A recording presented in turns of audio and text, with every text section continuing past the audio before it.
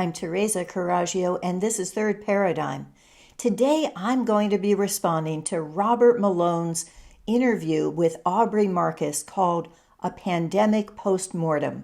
And I'll be reading this because it's long and also it's a serious topic. So I want to make sure that I'm getting everything right. Let's do this. Once you know that someone is lying, it's more important than ever to listen closely to what they're saying. Those who know they're lying always tell the truth, between the lines, unlike someone who doesn't realize they're lying. And once you catch them in a lie, even a small one, or a sleight of hand misdirect, you know that it's all a lie. A poison pill covered with truth to get you to swallow it. This is what I call a double propaganda agent who interweaves lies with the truth so that it's a seamless cloth. To be clear, I agree with 90% of everything that Robert Malone is saying. Why wouldn't I when some of those I said first? Like the double propaganda agent who mixes truth with crazy to discredit both.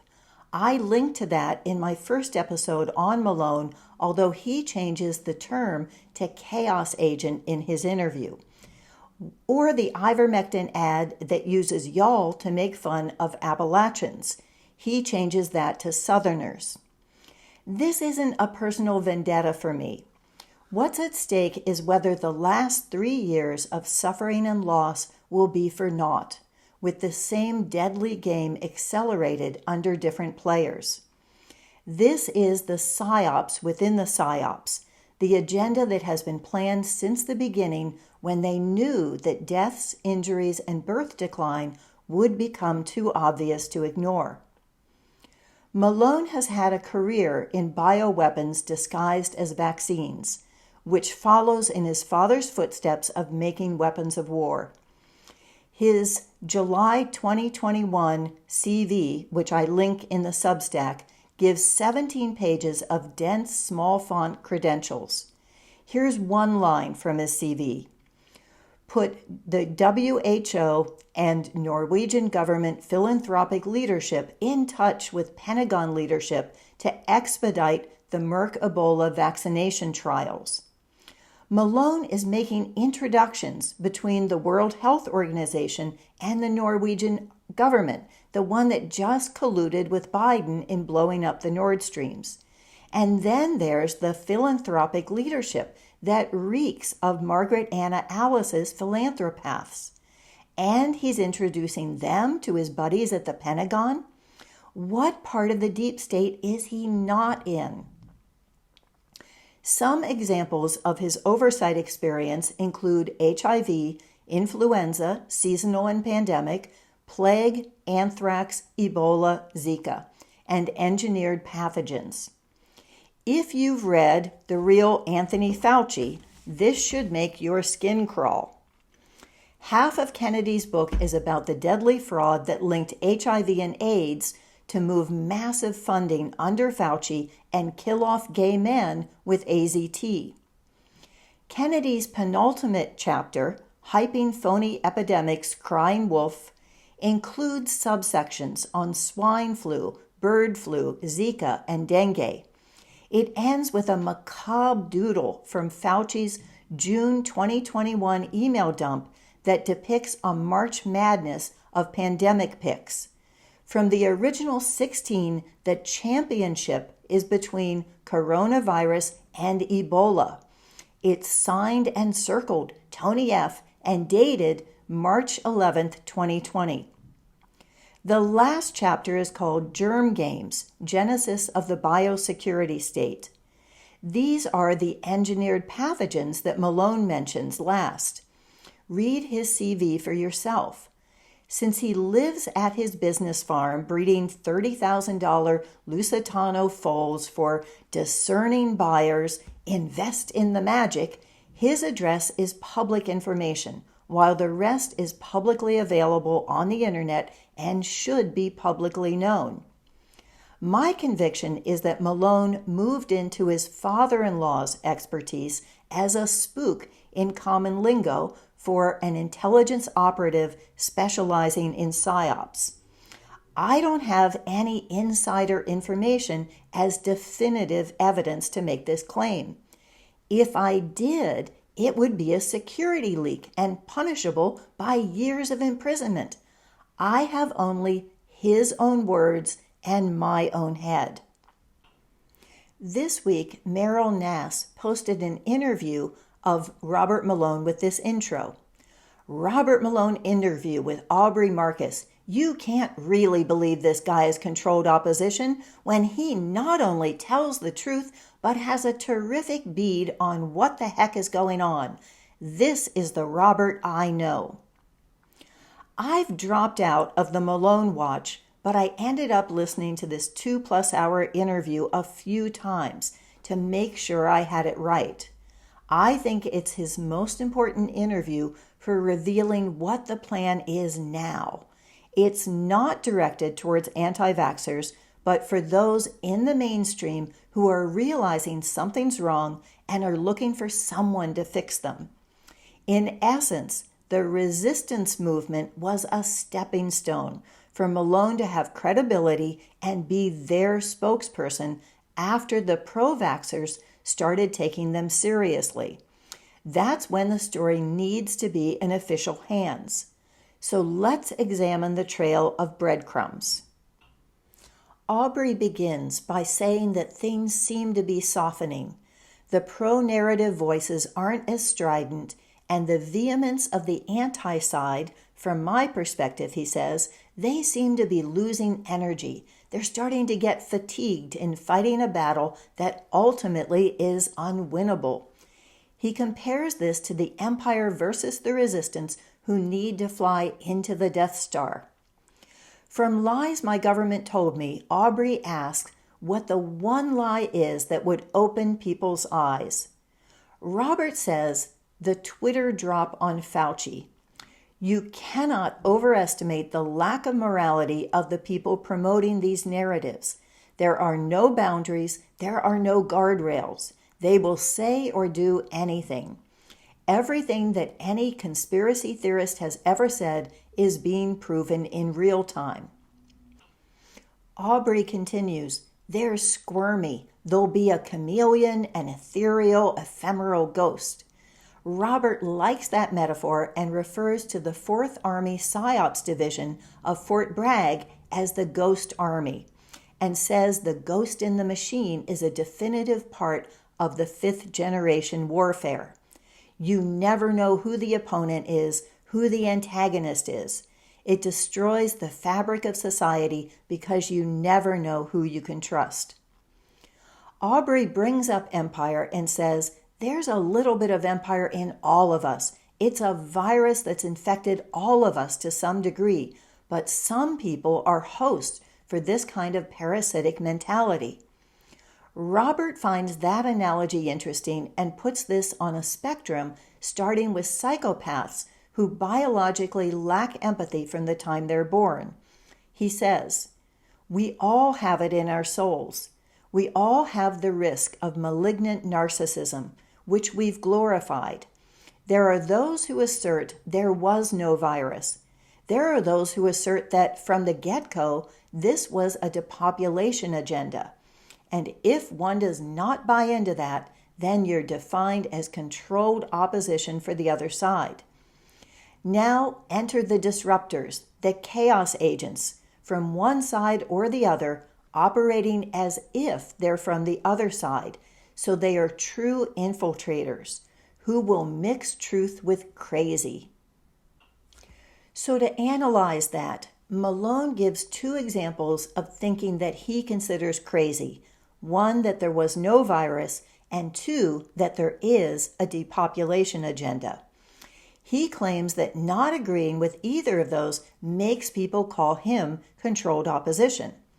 Is that true? In my first video, Who is Robert Malone Really?, I detail what the Bregan state as their reasons, which Malone quotes as defamation in his lawsuit for $25 million. They say, Robert Malone, campaigning around the world as a member of the health freedom movement, may be profoundly immersed in the deep state of HHS, CDC, FDA, and Department of Defense. Malone obtained and managed $9.5 billion in government contracts. Now he is a member of the new NIH agency, Active, which promotes the Great Reset by bringing together multiple powerful U.S. agencies, from the NIH, FDA, CDC, and DoD, with the Bill and Melinda Gates Foundation, and ultimately with a dozen of the top pharmaceutical companies, including Gilead, GlaxoSmithKline, Johnson & Johnson, Merck & Company, Moderna, Novartis, Novavax, and Pfizer. Malone confirms all this in his credentials for the lawsuit, but later clarifies that he's not a voting member of Active. This isn't merely disagreeing with the Bregans on the depopulation agenda. It's being embedded with the military medical pharmaceutical complex. On the existence of the virus itself, he might be referring to J.J. Couey's video that I cite in Is Malone the Zelensky of the COVID Con? J.J. reacts to Tucker's interview of Robert after Pfizer goes on a first date. The science presented by Project Veritas is nonsense, requiring zoos full of monkey to be infected and pass around viruses until they mutate naturally. This is amply disproven by JJ and also by Sasha Latipova in Oh My God, Pfizer is mutating COVID. No one with any sense, much less a background in virology, would fall for it. And even if you did, the caricature of a woke, post-pubescent Pfizer VP and the Three Stooges fight scene over the computer should have tipped you off. So no, it's not disagreeing over whether there was a virus. It's the flim-flam scam of psy-op tricks like this. In the interview, Robert says that a prominent anti-vaxxer told him that a person should assume by default that someone is controlled opposition until they can discern otherwise. The problem with that logic, Robert states, is that he can't receive trust until he gives trust. So he can't just go around not trusting anyone. It destroys community. Aubrey brings up Ed Dowd having the courage to come forward after one jab, and Robert says, now, by definition, none of those people can be trusted, including me. Malone posted his conversation with this prominent anti-vaxxer, who might have been RFK Jr., after my first episode on his lawsuit. He wrote Controlled Opposition Black Propaganda, where he put me anonymously on notice that I'd be cut if I continued to criticize him, as he did after my next episode. In it, he cites 5 articles by Matthew Crawford on chaos agents and the 5th generation warfare, quoting, "Keep in mind that in 5GW, you and your mind are the battlefield, controlling the narrative, and by extension, your very thoughts and emotions are the objective." Malone has enlisted several prominent voices on the battlefield by giving them research assignments and promoting them on his platform. Meryl Nass talks about being his go-to when he wanted a deep dive into some issue. Matthew Crawford says he put him on the DMED project that became 1,000 hours of work, most done by him personally. Jessica Rose appeared with him at a recent conference and used his "Truth is like a lion" signature quote in today's post. I like all these people. I hope they all address the points I'm raising. Malone mentions how he solicited Ed Dowd after Ed wrote The Malone Doctrine following his Hawaii conference. One of my viewers had asked me to watch and respond to one of Dowd's broadcasts a while ago on the insurance actuarial data. In When Did You Stop Being Wrong?, I agree with BlackRock analyst Ed Dowd that COVID-19 vax is deadliest fraud in history, but I find his response of an investment strategy vaguely nauseating. I've realized that I had the order of the 3D reset wrong. It should be dispossession, depopulation, and destruction.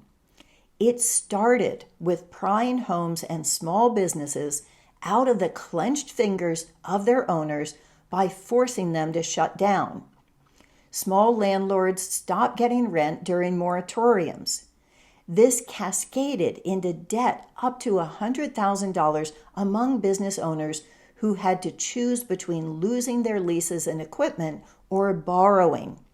My salon owner was then evicted after 3 years of paying rent. Who benefited? BlackRock.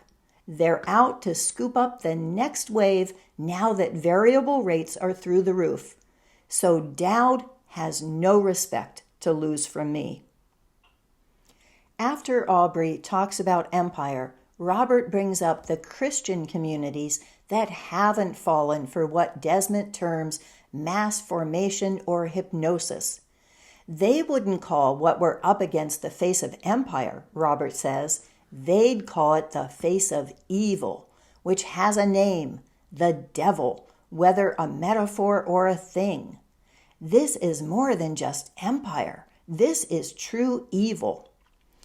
Aubrey sees empire as a parasitic virus that's like a zombie movie, but once someone strikes at the heart of empire and breaks the spell, even if you have blood on your face from eating your neighbor, there's instant forgiveness.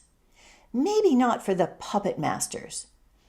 Who are the puppet masters? Robert asks and then answers. By the nature of fifth-generation warfare, we don't know and may never know. There are some in the opposition, he says, who say they should never be forgiven, and those with an incredible amount of anger and hatred. We've developed a culture where it's cool and trendy to hate. But Robert believes we shouldn't hate those who've been victims of the greatest psychological operation in history. We should forgive them, says the man with the $25 million lawsuit. In the end, the devil's the perp. The rest of the deluded have been possessed by parasites who controlled their brains. Healing is consistent with why he went into the medical profession, Robert says. If I wanted to spend my life making weapons of war, I could have done that. It's what my father did. If I wanted to spend my life doing intelligence and psy-ops, I could have followed the path of my father-in-law. I didn't choose that. So Robert and Jill are both second-generation military, one raised on weapons of war and the other raised in psy-ops. Who would be more natural to carry out this mission? Did they grow up to denounce their fathers? Not at all. Robert went into biodefense, which is a contradiction in terms because you can't use bioweapons for defense. As Dr. Sherry Tenpenny responded to my comment, someone with this pedigree should stand the test of time and should be subjected to intense scrutiny. Here's Malone's 17-page CV. Everyone can examine it for themselves. Do leopards change their spots? Don't confuse personality with performance. I have read most of his book, Lies My Government Told Me. There are some discrepancies. For example, he paints himself as the owner of a small, quiet farm in Virginia where he pitches manure and raises horses. In reality, his farm is a high-tech breeding compound for Lusitano horses. The concept of perception management comes to mind. Developed by the DoD and used throughout military actions and high-level negotiations, perception management combines truth projection, operations security, covert deception, and psychological techniques. In other words, is he really trying to expose and stand against the actions of his former pharma DoD government buddies? Or are his interviews and articles crafted to give the perception he is on the side of the people? I hope he's sincere, but that should not be an accepted given. Have you noticed he's everywhere these days, at every conference, at strategy meetings, at legal and political social events? He admits to sometimes doing 9 podcasts a day. That's exhausting. I'm not throwing Malone under the bus, but he is highly skilled and even admits to being well trained by top lawyers and law firms to speak in specific ways as an expert witness. On page 4 of his books, he says of himself, "I have spent much of my career working on vaccine development. I have also had extensive experience in drug repurposing for infectious disease outbreaks. I am not an anti-vaxxer in any way, shape, or form." Again, do leopards change their spots? Sometimes. Watchful waiting and observing is often in the best interest of everyone. Going back to Robert's question of should we hate the pro-vaxxers, I think that's a straw man argument that no one I know is arguing.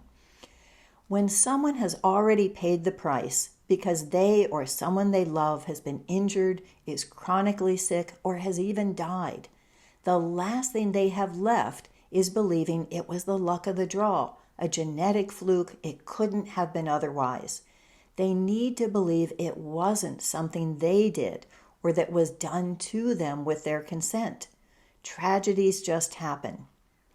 Hating those who've lost everything would be counterproductive and cruel, especially at this point when they're changing their minds.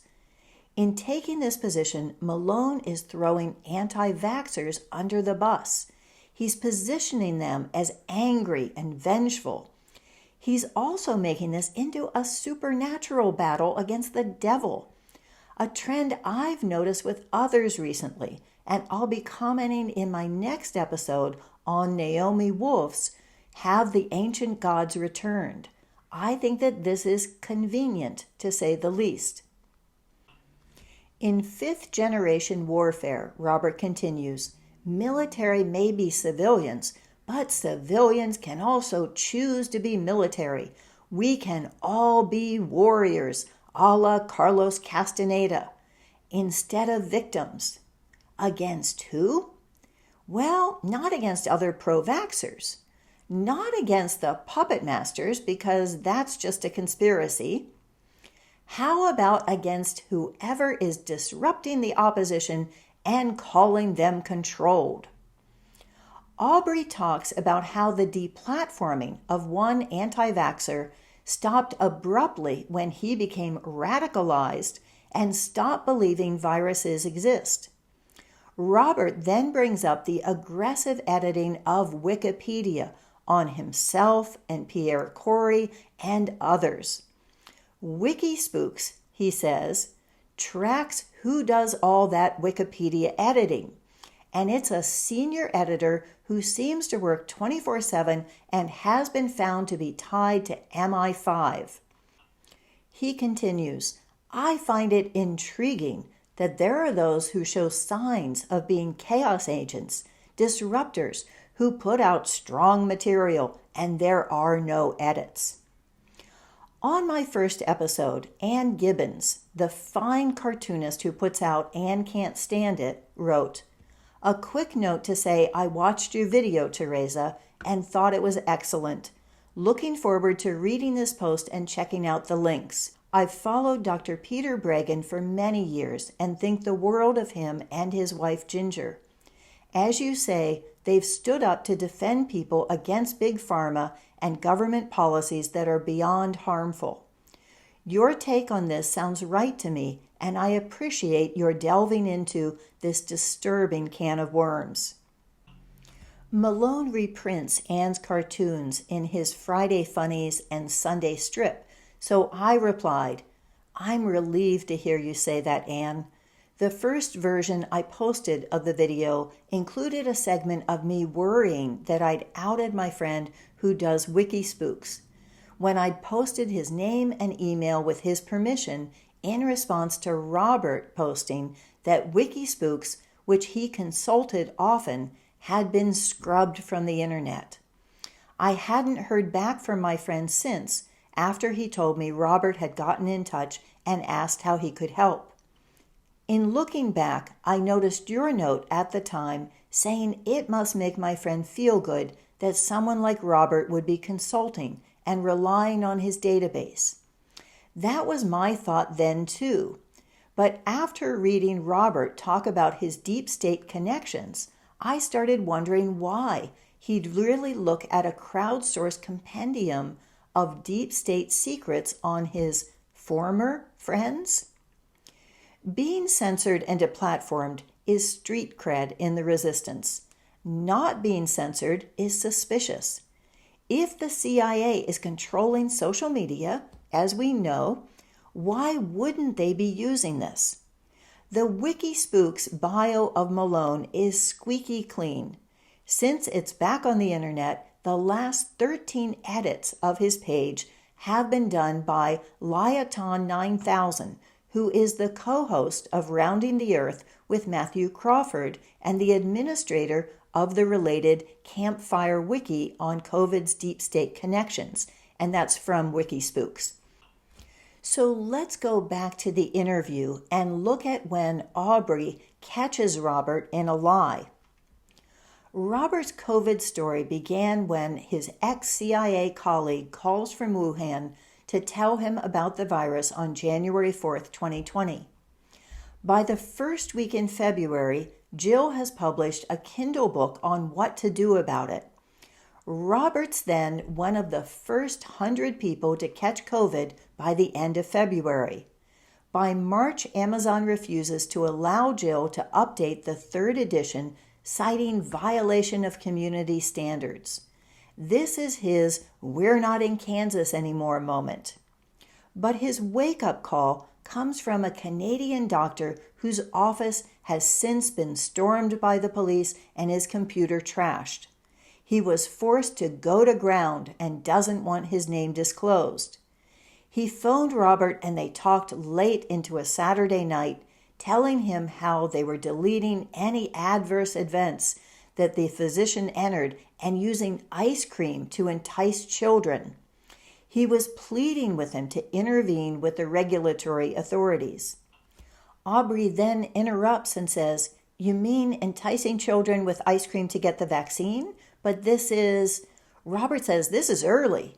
Aubrey protests that the vaccine hadn't become available, and Robert says it had just become available in early 2021. The next morning, Robert writes an essay on trial site news. Then he talks to his friends at the University of British Columbia who'd made the enabling advances, and he's convinced that his colleagues had made it work.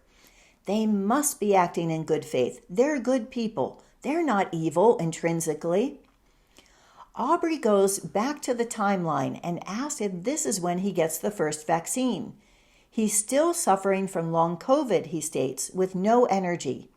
He and Jill are primarily small farmers. This is their 5th farm that they've homesteaded from raw land. He believes the jab will clear up his long COVID and boost his immunity, and he has a trip planned to France. Sometime later, he gets ivermectin, which clears up his long COVID. He then gets the second shot and has adverse effects from one of the bad batches. Aubrey says, "You mean a hot batch?" Robert says, "Huh?" Aubrey mentions the theory of Dr. Aditi Bhargava that the hot batches are ones that were stored properly and are working as designed. Robert, who seems to have never heard the term hot batch, says this theory fits his working hypothesis, but then he reverses it. The bad batches were stored improperly, which made the cholesterol crystals in them aggregate, giving them more toxicity. He acts like he's agreeing, but he flips it. Back then, he states, he's still operating under the assumption that the FDA is goofy, incompetent, but not nefarious. Through a friend, he sets up a teleconference with Nancy Pelosi. He asks Nancy, who he's told is off camera, to get the CDC to analyze the virus and vaccine in an age-stratified way. They assure him they will. Then he sets up a Zoom with Peter Marks, Director of Biologics Evaluation and Research for the FDA. But to his surprise, the PR person also shows up. Robert presents what he's seen and says the testing isn't sensitive enough. Peter says he's received additional documents from Pfizer and sees nothing to cause him concern. He asks Robert, as a professional favor, to not make a big deal of it and give him time to disclose what they now know. But he lied. Robert continues, and then, out of the blue, I get this call from Steve Kirsch that he wants me to go on a podcast with this guy, Brett Weinstein. What's a podcast? At that time, I didn't know what a podcast was. They put it out and views go through the roof. At that time, Robert says, there was still chatter about a Nobel Prize. He had a friend on the committee. While they're trying to write him out of history, the friend assures him that the committee knows what he did, and he doesn't need a PR campaign. But Robert clarifies, I was not going to self-censor because of that probability or possibility. To put this into a timeline, his article after the Giving Ice Cream to Kids call from the Canadian doctor comes out on May 30th, 2021. His interview with Brett Weinstein is on June 11th, just when Canada made those 12 to 17 eligible for the vaccine. By the end of November, parents were being told they could schedule appointments for their kids 5 to 11. So his timeline is impossible, but once you start making up stories, who can keep track?